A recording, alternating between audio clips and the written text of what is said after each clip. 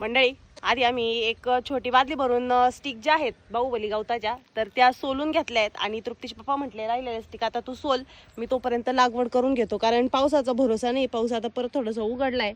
हे बघा इथं चालू आहे बाहुबली गवताची स्टिकची लागवड. हे बघा, म्हटलं कसं आहे दोघं पण आधी सोलीत बसलो सगळं, तर लागवडीच्या टायमिंगला नेमकं पाऊस जर आला तर सोललेलं बेन तसंच ठेवून द्यावं लागेल. आणि मग परत कसं लागवड कधी करता येते कधी नाही सांगता येत नाही, कारण पावसाचा काही भरोसा नाही. आता सध्या पाऊस उघडलाय, तर हे बघा इथं चालू आहे लागवड. स्टिक जे आहेत ते शेत ओललं आहे, तर त्याच्यामुळे आम्ही तिरके खोचतोय. हे बघा अशा प्रकारे स्टिकला तीन ते चार डोळ्याची स्टिक जी आहे ती आपण कट केलेली आहे. तर या ठिकाणी आपण बाहुबली गवताची जे 2 ते 3 डोळे आहेत तेवढी स्टिक आतमध्ये मातीमध्ये खोचतोय तिरक्या यानी. हे पहा अशा तिरक्या अँगलने खोचतोय. आणि एकच डोळा जो आहे तो वरती ठेवतोय. तर तृप्तीचे पप्पा म्हटले चल टाइमपास करून काय उपयोग नाही, कारण आभाळ तर इतकं आलेलं आहे बघा, इकडून पूर्ण भरून आलेलं आहे. तर कधी पाऊस येईल सांगताच येत नाही.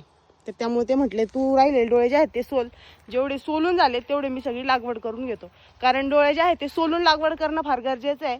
तुरबाळ पण आलं तर आम्हाला मदतीला, पण तिला म्हटलं मध्ये चिखल आहे तू काय तिथं जाऊ नको. आणि डोळे पण तिला सोलता येणार नाहीत, कारण बाहुबली गवताचे डोळे जे आहेत ते एकदम नाजूक असते. ते बघा मी तुम्हाला दाखवते. हे बघा एकदम बारीक बारीक आहेत.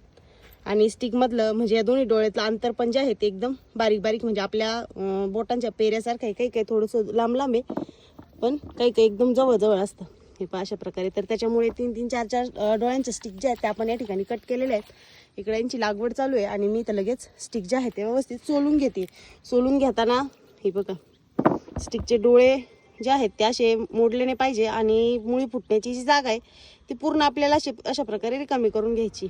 मंडळी, ह्या बाहुबली गवताच्या स्टिक आहेत ना, ते 3 डोळ्याची एक स्टिक आपण कट केली, म्हणजे 3 ते 4 डोळ्याची सरासरी, कमीत कमी 3 डोळ्याची एक स्टिक असते. तर दोन्ही स्टिक मधलं अंतर जे आहे ते आपण साधारणतः 3.5 बाय 3 वरती लावायला सांगत असतो, म्हणजे 3 बाय 3 वरती. पण सरी जर 4 फुटी पाडली तर हे जे बाहुबली गवत आहे याला फुटवा खूप होतो.